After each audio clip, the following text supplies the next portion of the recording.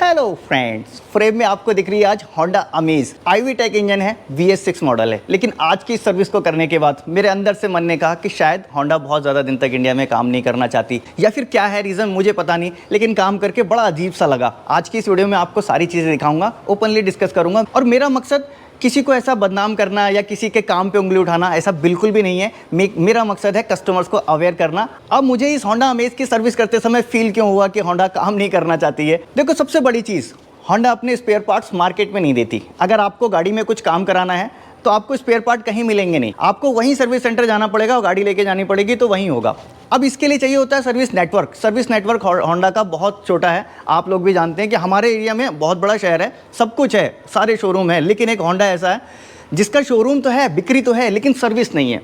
अब यहाँ से दूर जाके सर्विस है, 30-40 किलोमीटर दूर सर्विस है। अब सर्विस का जो क्वालिटी है वो भी ऐसी नहीं है कि क्वालिटी लगे कि हाँ यार काम करने वालों ने काम किया, हमें कहीं बाहर जाने की ज़रूरत ही क्यों जब सर्विस में ऐसा काम हो रहा है। देखो, सर्विस सेंटर की तो एक अलग बात है, भले आप होंडा का ले लो, मारुति का, महिंद्रा का, टाटा का, किसी का भी ले लो, सबका यही हाल है। चुनिंदा कुछ लोग ऐसे हैं जो ईमानदारी से काम करते हैं। लेकिन कंपनी की रिस्पॉन्सिबिलिटी होती है कि अगर आपने कस्टमर को गाड़ी बेची है तो उसकी पूरी सर्विस मिले, उसका जहां मन करे वहां जाके सर्विस करवाए, उसका जहां मन करे जहां काम कराए। राइट टू रिपेयर को फॉलो किया जाए। अगर मेरे अंदर टैलेंट है रिपेयर करने का तो मैं क्यों नहीं कर सकता रिपेयर। फिलहाल अगर ऐसे बात करेंगे तो बात लंबी हो जाएगी, इस टॉपिक पे फिर कभी बात करेंगे। लेकिन आज की वीडियो में आपको दिखाते हैं असल में सर्विस क्या होती है, कैसे सर्विस को होना चाहिए और क्या क्या कमियां मुझे मिली सर्विस करते समय, क्या क्या प्रॉब्लम मैंने फेस की। अगर आप गाड़ी ऑन करते हो और आप काम कराने चाहते हो तो क्या क्या चीज़ों को ध्यान में रखना चाहिए। चलो स्टार्ट करते हैं वीडियो। ये CVT ट्रांसमिशन के साथ होंडा का आईवी टेक पेट्रोल इंजन है, 1.2 लीटर में आता है ये। और सिर्फ इंजन ही नहीं, गाड़ी के हर एक मूवेबल पार्ट को चेक करना पड़ता है,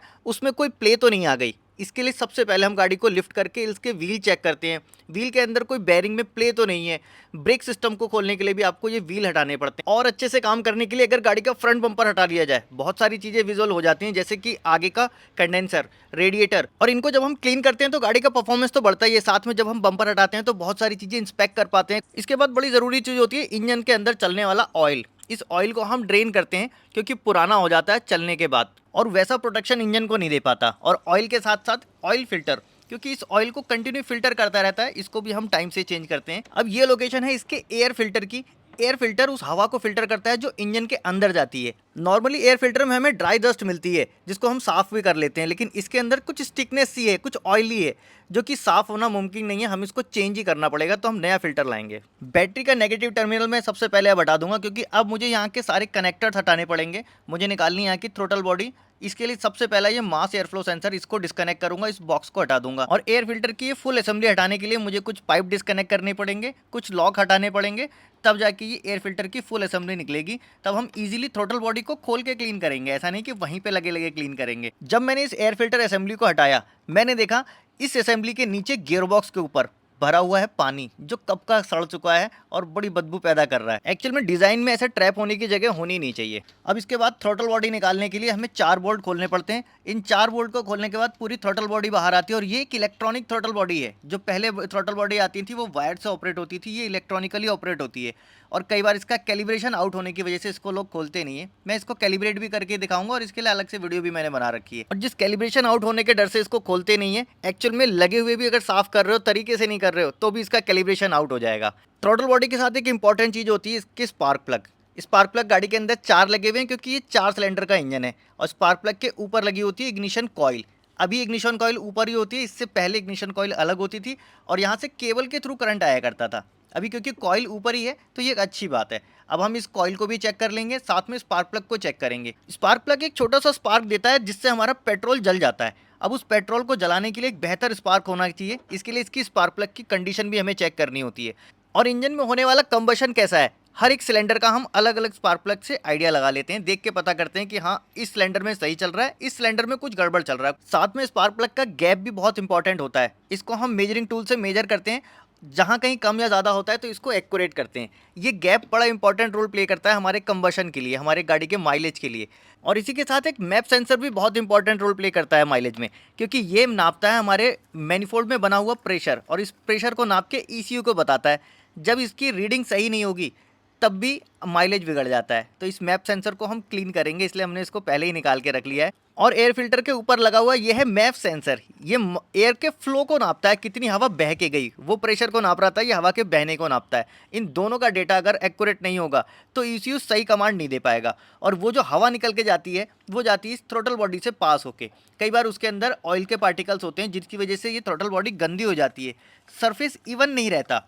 कई बार बटरफ्लाई पूरी खुलती और बंद होती नहीं है, इसके लिए इस थ्रोटल बॉडी का क्लीन होना ज़रूरी होता है। और कई बार गाड़ी ऐसा होता है कि रेड लाइट पे आपने खड़ी की, ब्रेक लगाया, गाड़ी बंद हो गई, स्पीड ब्रेकर पे आई, क्लच दबाया, गाड़ी बंद हो गई, या फिर कई बार RPM एकदम से ऊपर चले गए जितना उसे जाना नहीं चाहिए। वो इस थ्रोटल बॉडी की वजह से ही होता है, क्योंकि बटरफ्लाई वो एक एक्यूरेट जगह पे फिक्स नहीं हो पाती, कार्बन के डिपॉजिट की वजह से वो कहीं ऊपर सेट होती है। साथ में इसका जो सेंसर होता है वो एक गलत रीडिंग उठा लेता है, अब इसका पूरी तरह से कैलिब्रेशन आउट हो जाता है उस गंदा होने की वजह से। और यही गंदगी और ऑयल जब आगे बढ़ता है तो इनटेक मैनिफोल्ड पे हमें मैप सेंसर लगा मिलता है। इस मैप सेंसर में भी वो गंदगी डिपॉजिट होती है। इसका ओरिंग हम पहले निकाल लेते हैं ताकि जब हम इसको क्लीन करें थ्रोटल बॉडी क्लीनर से तो वो स्वेल ना हो जाए। ऐसे ही हमें मैप सेंसर को भी क्लीन कर लेना है। इनमें सिर्फ F और P का डिफरेंस होता है, ये MAF है और वो MAP था। नापते दोनों ही हवा को हैं, एक प्रेशर नापता है तो एक एयर का फ्लो नापता है। अब ये हवा चाहिए होती है पेट्रोल को जलाने के लिए, तो अब इस पेट्रोल को जलाने के लिए स्पार्क प्लग ही स्पार्क देता है, तो अच्छा स्पार्क के लिए इस स्पार्क प्लग को हम क्लीन भी करेंगे। और ये सारी चीज़ें गाड़ी के परफॉर्मेंस के साथ साथ इंजन की लाइफ भी बढ़ाती हैं। अभी तक मैंने पाया कि ये पहली बार सारी चीज़ें खुल रही थी, गाड़ी करीब 40-50 हज़ार किलोमीटर चल चुकी है और अब जाके इसकी वारंटी पूरी हुई है। मेरे हिसाब से इन सारे कामों को वारंटी के अंदर ही होना चाहिए। वारंटी का मतलब ये नहीं कि जो पार्ट खराब होगा हम उस पार्ट को चेंज कर देंगे, कोई बात नहीं।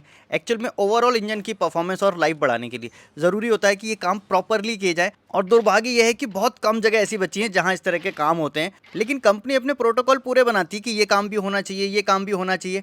एक्चुअल में पेपर में सारे काम होते हैं, ग्राउंड पे कोई काम रियलिटी में होता नहीं है। और कभी हुआ होता तो ये सालों का सड़ा हुआ पानी मुझे इस तरह से निकालना नहीं पड़ता। और इसमें से इतनी बदबू आ रही थी, मैंने इसके आगे एक कपड़े का फिल्टर लगाया ताकि मेरा पंप ना जाम हो जाए, लेकिन फिर भी मुझे ये फिल्टर हटाना पड़ा क्योंकि गंदगी इतनी थी कि फिल्टर से पास ही नहीं हो रही थी।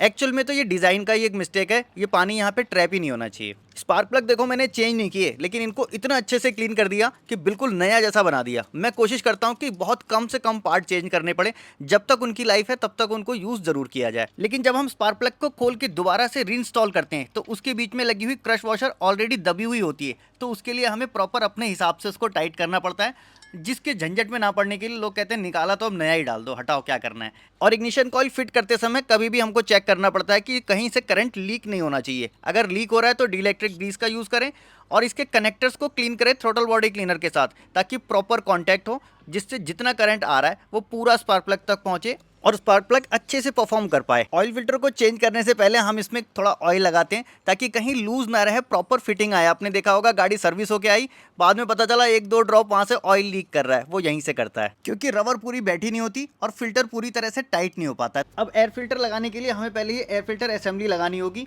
इस असेंबली को हमने खोला था थ्रोटल बॉडी को क्लीन करने के लिए, साथ में नीचे जो पानी मिला था वो इसी असेंबली के नीचे था। इसको हम यहाँ पे प्रॉपर फिट करेंगे और देखना पड़ता है इसे फिट करते समय कहीं लूजनेस ना हो, कोई पाइप का क्लैंप ना रह जाए। जितने भी क्लैंप हैं प्रॉपर हमने लगा दिए। अभी देखो फिल्टर ये पुराना वाला ही मुझे लगाना पड़ेगा क्योंकि होंडा का पार्ट्स कहीं भी आप ढूंढने चले जाओ जल्दी मिलता नहीं है। एक तो ये कंपनी वाले बाहर देते नहीं है और दूसरी जगह से अरेंज करना बहुत मुश्किल होता है। अभी देखते हैं आगे कोई और अरेंज होता है तो फिर इसको चेंज करूँगा, फिलहाल मैं भी इसको यही वाला लगा रहा हूँ। कई बार फिल्टर लगाते समय साइड की रबर पिंच हो जाती है, उसका हमें स्पेशल ध्यान रखना पड़ता है, इसकी वजह से फिर गंदी हवा अंदर जाने लगती है।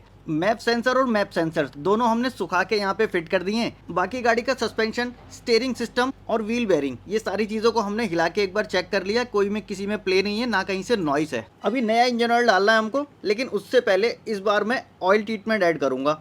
ऑयल ट्रीटमेंट इंजन में मैं लिक्विड मोलिका डाल रहा हूँ। मैंने लास्ट जो सर्विस की थी उसमें भी लिक्विड मोलिका ही यूज़ किया था। ऑयल ट्रीटमेंट से थोड़ा सा फ्रिक्शन फ्री हो जाता है इंजन की साउंड कम हो जाती है।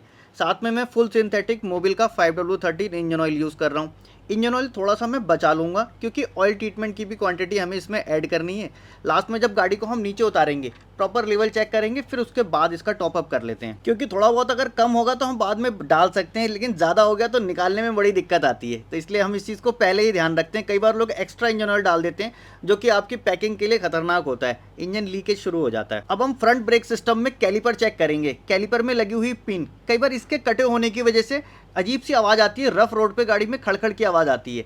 इसकी कैलिपर पिन में अगर प्ले होगी तो ऐसी आवाज़ आएगी। तो हम इसकी प्ले को चेक करेंगे और प्ले जल्दी ना आए इसके लिए ज़रूरी होता है कि इसको आप लुब्रिकेट करो time to time special grease के साथ। डिस्क पैड को मैं सिर्फ क्लीन करूंगा क्योंकि अभी इसको चेंज करने की ज़रूरत नहीं है, इसको हम साफ़ करके लगा देंगे और डिस्क को भी थोड़ा सा क्लीन कर लेंगे सैंड पेपर के साथ। ये दोनों चीज़ें जब क्लीन होती हैं तो ब्रेक अच्छे आते हैं गाड़ी के। ब्रेक चारों व्हील में बराबर आए इसके लिए रियर ड्रम को भी खोलना ज़रूरी होता है। ड्रम के अंदर आपको ब्रेक शू लगे हुए मिलते हैं, इस ब्रेक शू को हम क्लीन करते हैं, पूरा सिस्टम क्लीन करते हैं और ब्रेक शू को सैंड पेपर से साफ़ करते हैं ताकि इसके ब्रेक बराबर लगें। अगर हमने अगला साफ़ किया है तो हम पिछला भी साफ़ करेंगे ताकि ब्रेक का डिस्ट्रीब्यूशन बराबर हो। सैंड पेपर से हम इस ड्रम को भी साफ़ करते हैं, ड्रम को साफ़ करने से इसकी रस्ट निकल जाती है और ब्रेक प्रॉपर आते हैं। इसके बाद हम हैंड ब्रेक भी यहीं से एडजस्ट करते हैं। इसके साथ जो व्हील सिलेंडर होता है, व्हील सिलेंडर कई बार जाम हो जाता है, इसको भी हम हिला के चेक कर लेते हैं। ऐसा ना हो कि इन फ्यूचर कुछ प्रॉब्लम आए, गाड़ी सर्विस होकर चली गई, रास्ते में ब्रेक फेल हो गए। सारा कुछ चेक करने के बाद अब हम गाड़ी के व्हील फिट करेंगे और जब गाड़ी को लिफ्ट से उतारेंगे तब इसको प्रॉपर टाइट करके फिर एक बार चेक करेंगे। देखो एयर फिल्टर हमें नहीं मिला, एयर फिल्टर हम ढूंढ के लाए बड़ी मुश्किल से, कहाँ कहाँ जाके एक एयर फिल्टर ढूंढा हमने, सेम वैसा ही फिल्टर मिल गया। ये देखो ठीक है, लग सकता है, ये यहाँ लगाए आ गया। बट ये क्या डिफरेंस है, देखो एक हल्का सा ये कट है, ये कट इधर है, दूसरे में इधर है। ये वाले फिल्टर में देखो, अगर ये जॉइंट इधर होता तो ये फिल्टर यहाँ लग जाता और ये जॉइंट अगर दोनों में ना होता तो दोनों एक दूसरे में स्वैपेबल भी हो जाता।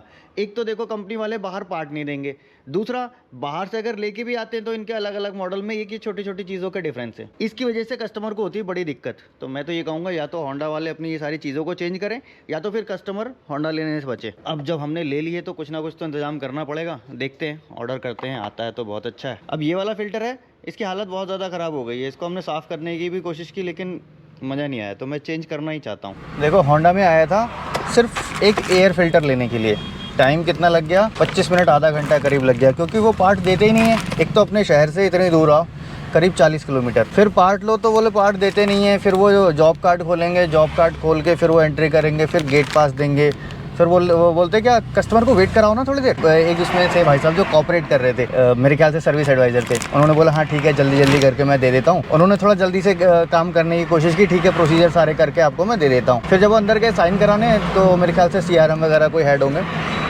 वो बोल रहे हैं ऐसा इतने जल्दी करने की ज़रूरत क्या है, वेट कराओ कस्टमर को। मैंने बोला बहुत अच्छी बात है जी, गाड़ी आपके होंडा की लिए इसलिए कस्टमर वेट भी करेगा, कस्टमर सब कुछ करेगा। अब जाके ये 451 रुपये का एक एयर फिल्टर मिला है। चलें सब भाई, चलो।